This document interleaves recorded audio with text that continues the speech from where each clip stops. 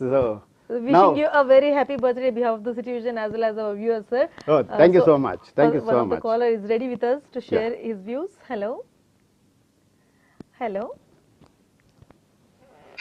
Hello hello నమస్తే అండి, ఎవరు మాట్లాడుతున్నారు? నమస్తే అండి, మీ పేరు చెప్పండి. నా పేరు కుమార్ అండి. కుమార్ గారు ఎక్కడి నుంచి మాట్లాడుతున్నారు? నేను ఎల్బీ నగర్ నుండి మాట్లాడుతున్నాను. ఓకే అండి, కుమార్ గారు ఈరోజు మనతో పాటు ప్రొఫెసర్ జి సురేందర్ రెడ్డి గారు ఉన్నారు. సబ్జెక్ట్ వచ్చేసి ఎంటర్ప్రెనర్ అండి. మరి మీరు కూడా ఒక ఎంటర్ప్రెనర్షిప్ సెల్ఫ్ బిజినెస్ పెట్టాలి అనుకుంటే చక్కటి సలహాలు సార్ తోటి మాట్లాడి తీసుకొచ్చండి.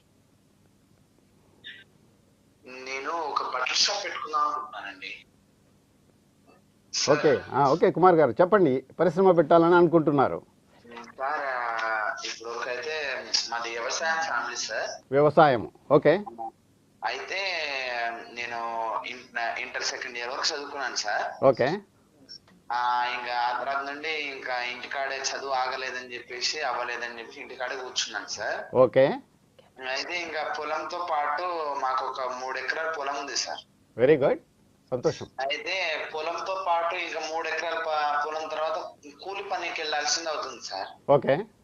ఆ కూలి పని కాకుండా ఏదైనా పెట్టుకుంటే బాగుంటుందని నాకు కొంచెం మైండ్ తట్టింది సార్. అయితే మైండ్ తట్టితే ఏమయ్యేదంటే ఇప్పుడు మా చుట్టుపక్కల అయితే ఊర్లలో ఇప్పుడు వరకు అయితే బట్టల షాప్ అనేది లేదు సార్. ఓకే. వెళ్ళాలంటే ఆమె దూరంకి వెళ్ళాలి సార్. అంటే కొంచెం ఇప్పుడు ఒక 25-30 కిలోమీటర్ల దూరంలో ఉన్నాయి సార్ బట్టల షాపులు. బట్టల షాప్ అంటే అక్కడ పొద్దున పట్టణం ఉంది సార్. అదే గార్మెంట్స్, రెడీమేడ్ దుస్తులా? అవును సార్. ఓకే. ఇప్పుడు మా మా ఏరియాలో దగ్గర దగ్గర అన్ని ఒకే చోట్ల ఇటు మా మా ఊరు అనేది మధ్యలో ఉంటుంది సార్. ఇటు 3 ఊర్లు ఇటు 3 ఊర్లు ఉంటాయి సార్. ఓకే. అంటే ఇప్పుడు వ్యాపారం చేసుకోవడానికి మా ఊరు అనేది మంచిగానే ఉంటది సార్.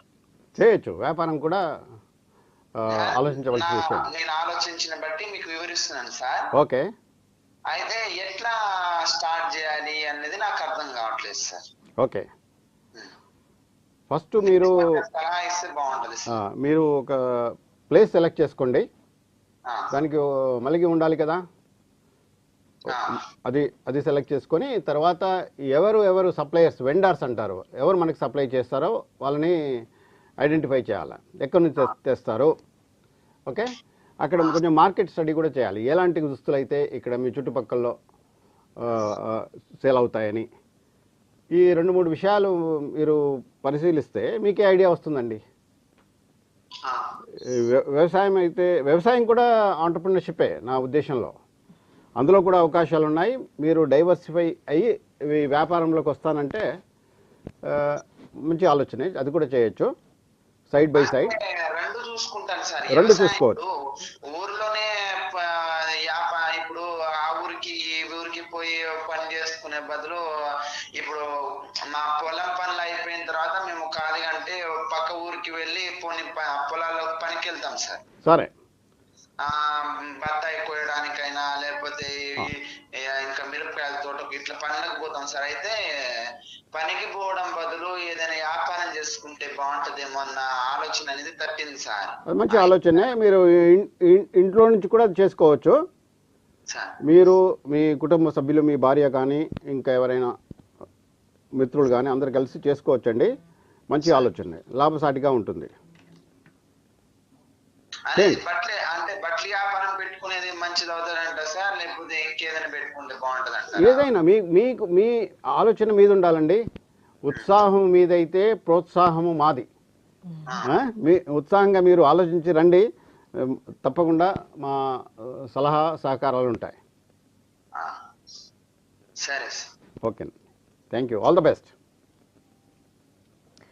థ్యాంక్ యూ అండి కాల్ చేసినందుకు. మరి చక్కటి సలహా సార్ ఇచ్చారు. ఉత్సాహం ఉంటే ప్రోత్సాహం మాది అని అంటున్నారు. ఉత్సాహం ఖచ్చితంగా ఉండాలి, ఉంటేనే మనం ఆ ఎక్సైట్మెంట్తో పనిచేస్తేనే మనకు సక్సెస్ ఖచ్చితంగా దొరుకుతుంది అనేది సార్ అంటున్నారు. Right sir? అవునండి. Wow sir. మరి చూసుకుంటున్నట్లయితే you are chief advisor to Osmania university as well, centre for energy technology. Yes. So